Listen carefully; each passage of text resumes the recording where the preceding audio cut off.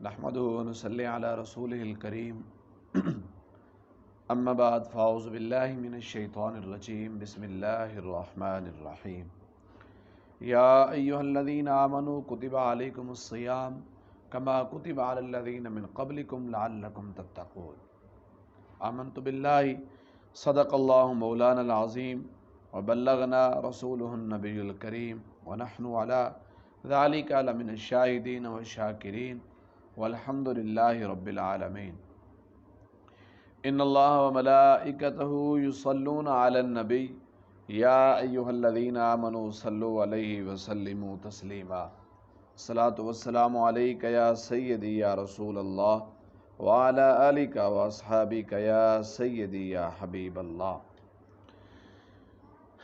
مالک کائنات کا کروڑہ شکر ہے کہ اللہ جل جلالہ و من والہ نے ہمیں ماہ مقدس ماہ رمضان جیسی دولت عطا فرمائی ہے۔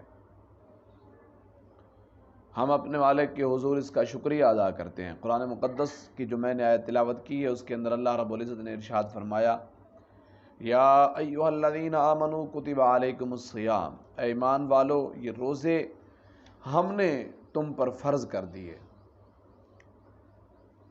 کما کتب علی الذین من قبلکم، یہ تم پر فرض نہیں ہے، اس سے پہلے جو امتیں گزری ہیں ان پر بھی فرض تھے۔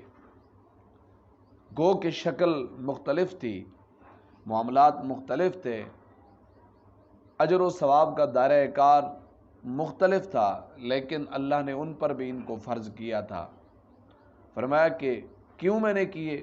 لعلکم تتقون، تاکہ تم متقی اور پرہیزگار بن جاؤ۔ اب سب سے جو اہم بات ہے وہ یہ ہے تمہید باندھنے کی کہ مالک کائنات نے فرمایا ایمان والو رمضان کے روزے میں نے تم پر فرض کیے، تم سے پہلے لوگوں پر بھی فرض کیے۔ ان کے فرض کرنے کی سب سے جو بڑی وجہ ہے وہ کیا ہے؟ تاکہ تم متقی اور پرہیزگار بن جاؤ، تمہیں تقوی نصیب ہو جائے، تمہیں تقوی ملے، تمہیں پاکیزگی ملے۔ تو حضرت سیدنا عبداللہ بن عباس رضی اللہ تعالی عنہ کی ایک حدیث پاک نقل کرتا ہوں۔ نبی اکرم صلی اللہ تعالی علیہ وسلم نے ارشاد فرمایا اللہ عز و جل ماہ رمضان میں روزانہ افطاری کے وقت 10 لاکھ ایسے گناہگاروں کو جہنم سے آزاد فرما دیتا ہے جن پر گناہوں کی وجہ سے جہنم ثابت ہو چکا ہوتا ہے۔ شب جمعہ اور بروز جمعہ یعنی جمعرات اور جمعہ کی ہر گھڑی کے اندر مالک کائنات ایسے 10 لاکھ لوگوں کو، گناہگاروں کو جہنم سے آزاد کرتا ہے جو عذاب کے حقدار قرار پا چکے ہوتے ہیں۔ یعنی مالک کائنات رحمت کے دروازے اس قدر زیادہ کھول دیتا ہے، رحمت کو وسیع کر دیتا ہے۔ ویسے بھی مالک کائنات کی رحمت تو بہت وسیع ہے، لیکن ماہ مقدس کے اندر اللہ اس رحمت کو اور زیادہ اپنے بندوں پر نچھاور کر دیتا ہے۔ تو صورتحال یہی ہے کہ اس میں انسان کے لیے تقوی اور طہارت اور پاکیزگی کا حصول ہے۔ اب روزے کی بہت ساری اقسام بیان کی گئی ہیں کہ کون کون سے روزے ہوتے ہیں، کس کس کا روزہ کیا ہوتا ہے۔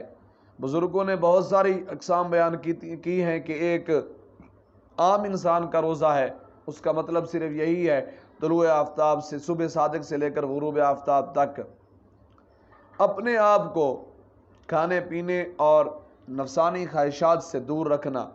پھر خاص ہیں، پھر خاص الخاص ہیں، ان کے روزے ہیں۔ ان کے لیے پھر یہ ہے کہ اپنے کھانے پینے کے ساتھ ساتھ نفسانی لذات اور خواہشات کے ساتھ ساتھ اپنے آپ کو غیبت سے، چغلی سے، دکھاوے سے، لوگوں کو تکلیف دینے سے اور دوسرے کاموں سے اپنے آپ کو بچا کے رکھنا۔ پھر خاص الخواص کا روزہ ہے کہ ان سارے گناہوں سے بچتے ہوئے ہر وقت مالک کائنات کی یاد کے اندر مگن رہنا۔ جو بندہ صبح کو روزہ رکھتا ہے اور افطار کرتا ہے، پھر رات کو قیام میں کھڑا ہو جاتا ہے، اللہ رب العزت کی عبادت کرتا ہے، نماز پڑھتا ہے، تراویح پڑھتا ہے، اس کے علاوہ اور قرآن پاک کی تلاوت کرتا ہے، مالک کائنات ہمیں اس کا بڑھا چڑھا کے بہت زیادہ ثواب عطا فرمائے گا۔ حضرت سیدنا عبداللہ بن عباس رضی اللہ تعالیٰ عنہ کی ایک روایت ہے، آپ فرماتے ہیں سرکار نامدار صلی اللہ علیہ وسلم نے ارشاد فرمایا، جس نے مکہ مکرمہ میں ماہ رمضان پایا، روزہ رکھا اور رات میں جتنا میسر آیا قیام کیا، تو اللہ عز و جل اس کے لیے 1,00,000 رمضان المبارک کا ثواب عطا فرما دیتا ہے۔ ہر دن ایک غلام آزاد کرنے کا ثواب، ہر رات ایک غلام آزاد کرنے کا ثواب، ہر دن میں نیکی اور ہر دن میں ثواب اور ہر دن میں نیکی اور ہر دن میں نیکی کا ثواب اللہ تعالیٰ اس کو عطا فرماتا رہتا ہے۔ اب ذرا خود سوچیں، مالک کائنات نے کتنا زیادہ ہم غریبوں پر یہ کرم کیا ہے کہ آپ علیہ الصلوۃ والسلام کے وسیلے سے اللہ رب العزت نے ہمیں ایک ایک لمحے کے بدلے ذخیرہ، بہت بڑا ذخیرہ نیکیوں کا ہم جیسے نکمے لوگوں کو اللہ رب العزت نے عطا فرمایا ہے۔ تو ہمیں بھی چاہیے کہ ہم گناہوں کو چھوڑ کر مالک کائنات کے دربار میں جھکیں، اللہ رب العزت کی بارگاہ میں سربا سجود ہوں، لوگوں کی باتوں پر نہیں۔ جو رب ہمیں 11 مہینے اپنی نعمتوں سے نوازتا رہتا ہے، تو آج اگر اس نے ہمیں 1 مہینے کے لیے، 1 مہینے میں کچھ وقت کے لیے کہا کہ میں دیکھتا ہوں کہ تم میرے لیے کتنا صبر کر سکتے ہو، کتنا میرے لیے تکلیف برداشت کر سکتے ہو، دنیا کی لذات اور خواہشات کو چھوڑ سکتے ہو، تو ہم پھر کبھی بہانہ بناتے ہیں بیماریوں کا، اور کبھی کام کا، کبھی کسی اور چیز کا بہانہ بنانے کے بعد ہم کیا کرتے ہیں؟ ہم خدا تعالیٰ کی نافرمانی کے مرتکب ہوتے ہیں۔ اس یہاں سے کبھی ہم نے کنارہ نہ کیا، پر تو نے بھی دل آزردہ ہمارا نہ کیا۔ ہم نے تو جہنم کی بہت تجویز کی، لیکن تیری رحمت نے یہ بھی گوارا نہ کیا۔ یعنی رحمت مالک کائنات کی، جس نے انسان کے ہر لحاظ سے انسان کو ڈھانپ لیا، اور مالک کائنات نے اپنے پیارے حبیب کے امتیوں پر تو خاص کرم کیا ہے۔ پھر اس مہینے کے اندر حضرت سیدنا عبداللہ بن عباس رضی اللہ تعالیٰ عنہ کی ایک اور حدیث پاک ہے، فرماتے ہیں کہ رسول اللہ صلی اللہ علیہ وسلم لوگوں میں سب سے بڑھ کر سخی تھے۔ بالکل بھائی، یہ تو بات ازہر من الشمس ہے۔ سخاوت کا دریا سب سے زیادہ اس وقت جوش پر ہوتا جب رمضان مبارک سے آتا۔ رمضان مبارک میں حضور اپنے اتنے زیادہ غلاموں پر نظر رحمت فرماتے کہ ہر کسی کو عطا فرماتے جاتے۔ جبرائیل علیہ الصلوۃ والسلام رمضان مبارک میں حضور کے لیے ملاقات کے لیے حاضر ہوتے۔